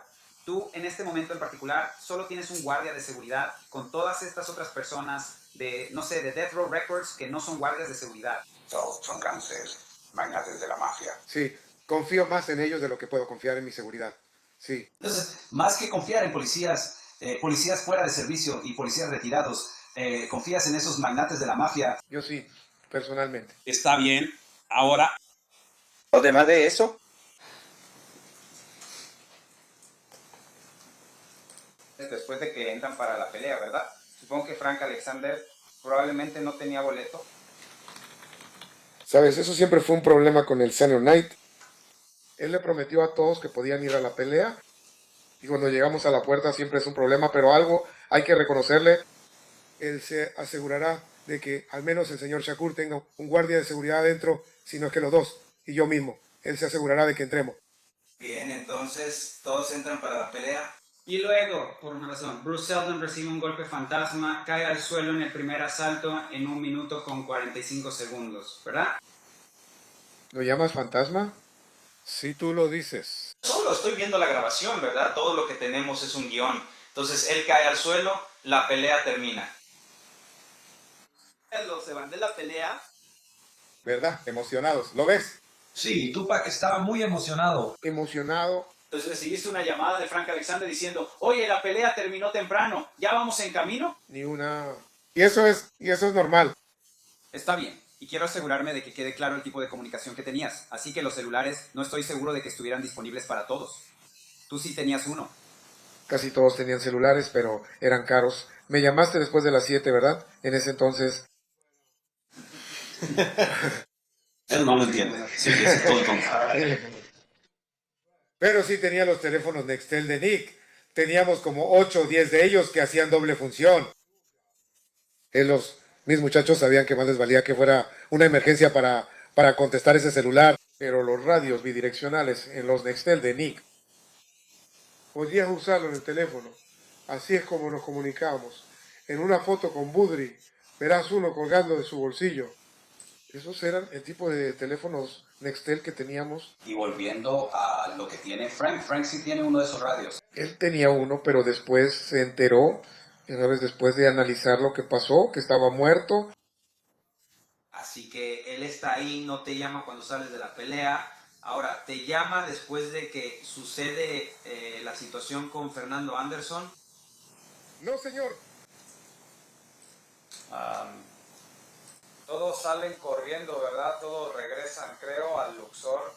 Eso es correcto. Pero no lo sabes porque nadie te llama. No había escuchado nada, no sabía que era un problema. así que todavía estás sentado en el 662. Te preocupa asegurarte de que el club pase las inspecciones y estás ahí esperando. Mientras tanto, la gente es recogida en el Luxor y luego la transportan hasta la casa de Suge Knight. O sea... Si no sabes, simplemente puedes decírselo. Solo asumo que yo, sí. No lo sé. Ahora, en algún momento van por domingo y los disparos ocurren en ese punto en particular, ¿verdad? Pero no lo sabes, correcto. Así que estás sentado en el club y no lo sabes.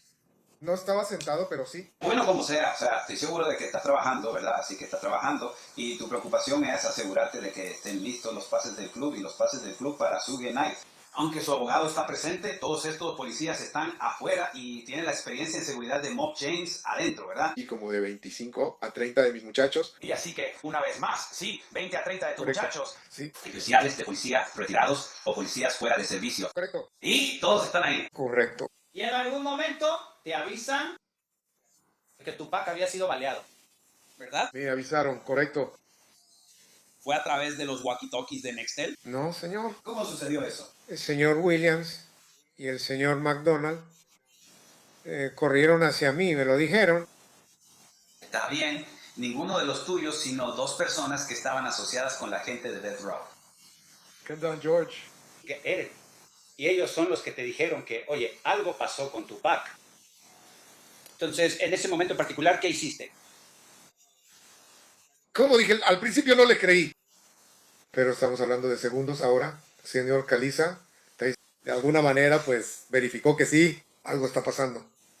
Y luego yo, observando algunos de los autos de policía que estaban asignados al operativo, trabajando en el estacionamiento o quitando las placas de los autos, ver que iban hacia allá, me hizo creer que algo está pasando. Ahora, ¿Suge Knight apareció alguna vez en el club y siguió la fiesta esa noche? No lo sé. Pero he escuchado a James decir eso antes. Pero Y en cuanto a tu reunión del lunes por la noche con tu gente revisando lo que se pudo haber hecho mejor, ¿hubo alguna conversación o alguna manera en la que te enteraste de que Suge Knight realmente apareció en la fiesta la noche después de Suge Knight? la fiesta había terminado. Probablemente todavía estaban ahí en el club, pero no era como si siguiera la fiesta. Especialmente después de que la gente se enteró de lo que pasó. Lo entiendo. Ahora, hablamos un poco sobre la cadena de Death Row.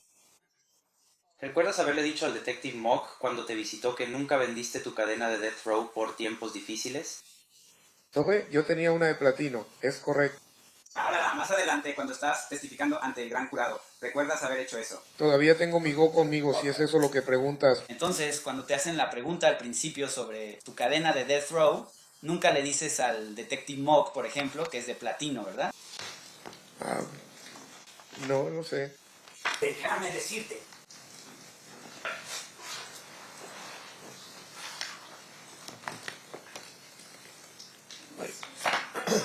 La cámara está encendida. ¿Quieres apagar la cámara?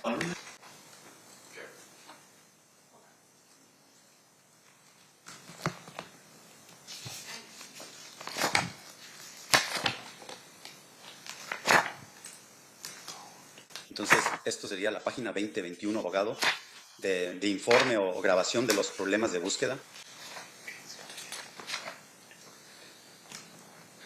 Entonces, usted dice que la pregunta que hizo el detective Mock, usted estaba describiendo las cadenas como baratas. Él dijo que él le preguntó, ¿tenía una cadena de $300? ¿$300? Entonces dijo, sí, una de esas cadenitas baratas porque estaban saliendo con las mismas mujeres y tú conseguiste una y te enojaste por eso. Es mi suposición. ¿Estamos hablando de Kiffy? Sí. ¿Y qué? ¿Cómo se veían las caras? ¿Tienes una foto de esas? Y dijiste, sí, señor, le puedo mostrar la que tendría Tupac. Y luego el detective Mock te pregunta, ¿alguna vez tuviste una de esas cadenas?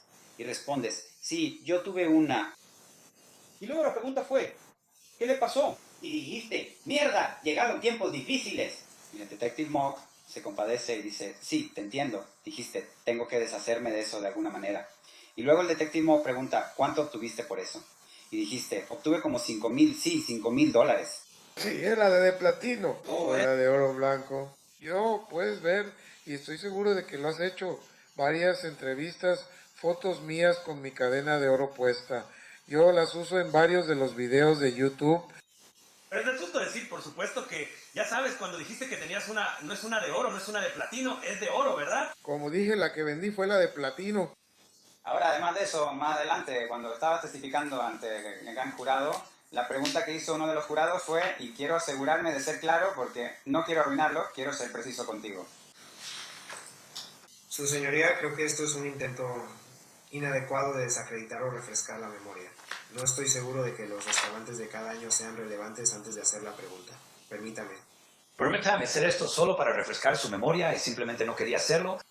Así que se sostiene la objeción. Entonces no sé si él dijo que no recuerda. Entonces, déjeme preguntarle esto. Un jurado le hizo una pregunta. Creo que tiene que preguntar esto. Creo que primero tiene que hacer esta pregunta de fondo. Pero vas a tener que desconectarlo porque tu micrófono no está encendido. Está bien, lo siento. Creo que tienes que hacerlo. Acércate. Me disculpo, su señoría. Todos acérquense.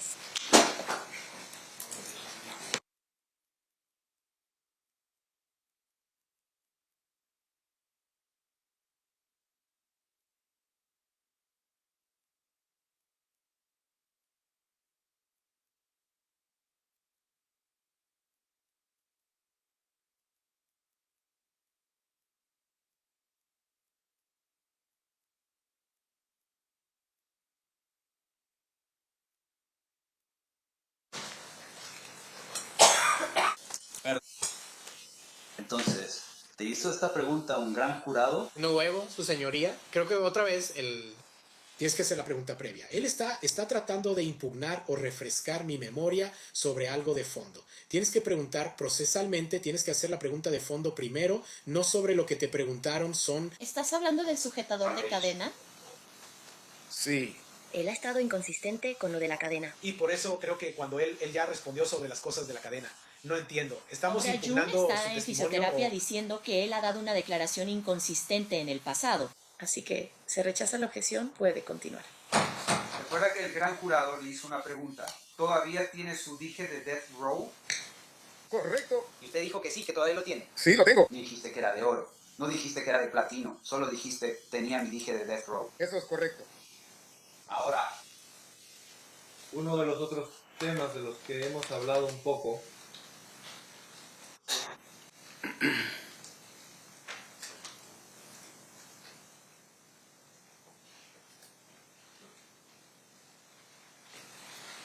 Y una vez más, me disculpo, tal vez la fiscalía pueda refrescar mi memoria porque tal vez estaba pensando en otra cosa. ¿Has sido condenado por un delito? Sí, lo soy. Y con respecto a ese delito, fue un delito grave. Por venta de marihuana. No, espera un momento. Fue por venta de marihuana y también por malversación de fondos. Eso es lo que... No, todo era por dinero. Nadie lo va a hacer. Sí, y con respecto a esas dos cosas, eso pasó en California. No, de hecho, bueno, la razón por la que tuve problemas es porque cruzó las fronteras estatales hasta Memphis. En realidad es Memphis, Tennessee. Y como cruzó las fronteras estatales, fue un caso federal correcto. ¿Y eso pasó mucho después de que tú estabas? bueno, oficial de policía. Sí, eso fue en 2019, bueno, 2017 creo. Está bien. Y en algún momento te conviertes en el gerente general de Death Row Records. Eso fue en 1997, señor. 1997. Sí, es correcto. Entonces Suge Knight está en Las Vegas. Y tú estabas con él todos los días. Y en septiembre de 1996... Él simplemente termina metiéndose en este lío y antes de que te des cuenta va a la cárcel, ¿verdad? Perdón. ¿Por qué? Déjame preguntarte esto. ¿Por qué Suge fue a la cárcel? Él violó su libertad condicional. Correcto. Entonces, sabía por supuesto que él estaba en libertad condicional, ¿verdad? Antes de que sigan analizando. Todo el tiempo que estuve con él. ¿En serio? Desde 1994, sí. Sí, y entonces sabías que la persona, la número uno de Death Row Records, tu protegido principal, potencialmente podría ir a prisión si, por ejemplo, se metía en una pelea, ¿verdad? Correcto. Y en esa noche en particular, no estabas cerca de él cuando estuvo en esta supuesta pelea, ¿verdad? Estuve con el Senior Knight alrededor del 70 al 80% de su vida. Así que hay un 20% en el que no estuve con él. Público, si quieres decirlo así, me refiero al público. Porque muchas veces él estaba acostado durmiendo con alguien.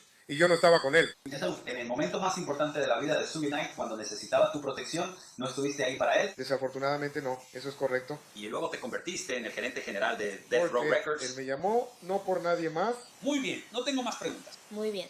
Fiscalía, ¿alguna otra pregunta? Perdón por eso, colega. En cuanto a quién determinó quién iba a dirigir Death Row Records mientras el Senior Knight estaba en prisión. Bien, lo siento. Lo siento, ¿quién determinó que tú estuvieras a cargo de Death Row Records mientras el Senior Knight estaba en prisión? Él lo hizo, ya sabes. Lo visité 4 días a la semana. Durante ese tiempo, mientras él estaba encarcelado. Nada. ¿Algo más sobre eso, señor Sam? Solo una aclaración. Entonces, Suge Knight te nombró gerente general cuando él estaba bajo custodia. Así es. No tengo más preguntas. ¿Algún comentario? Damas y caballeros, ¿hay alguna pregunta para esta persona? Por supuesto. Muy bien.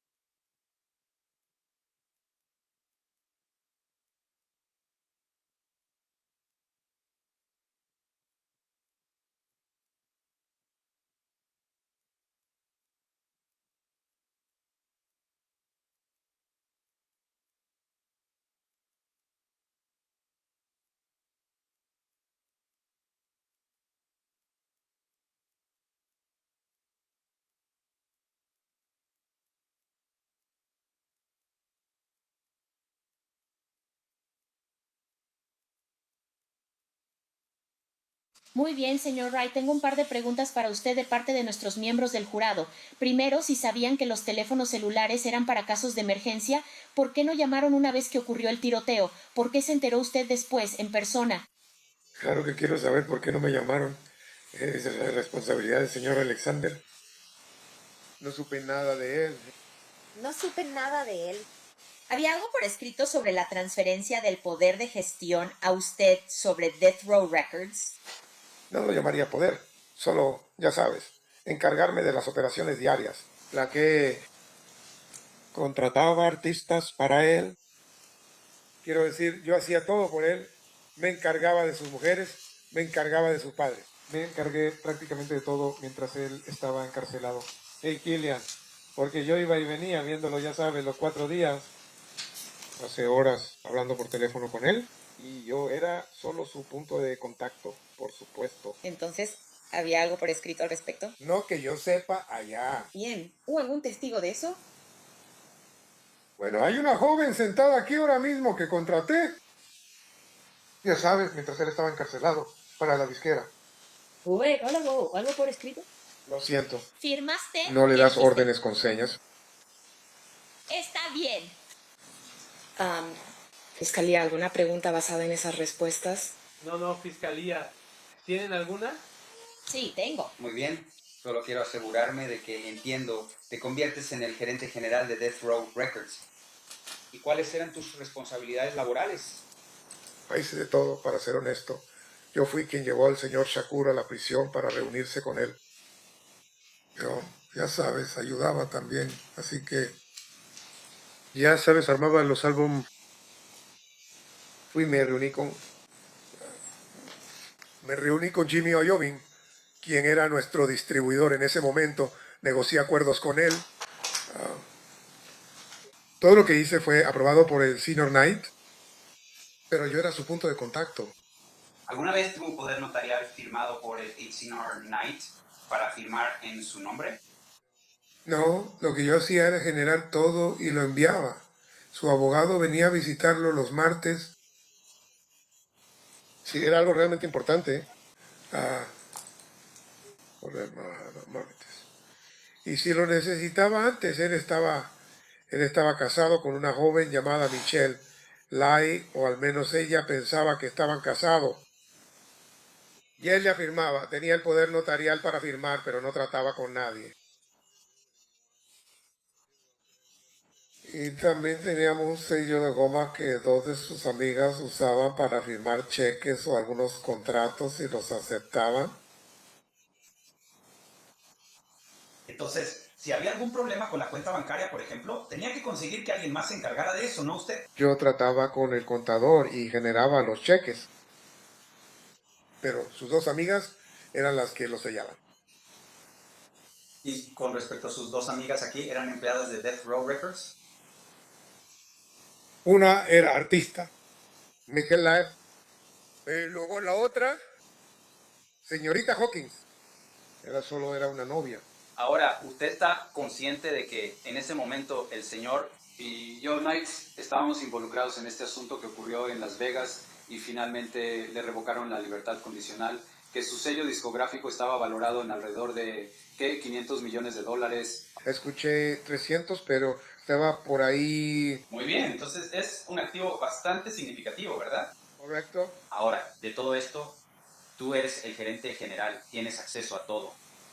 Supongo que yo era en quien él confiaba en ese momento. No tengo más preguntas, señor. Señoría. Muy bien, gracias, señor Wright. Puede retirarse, puede irse. Gracias, su señoría.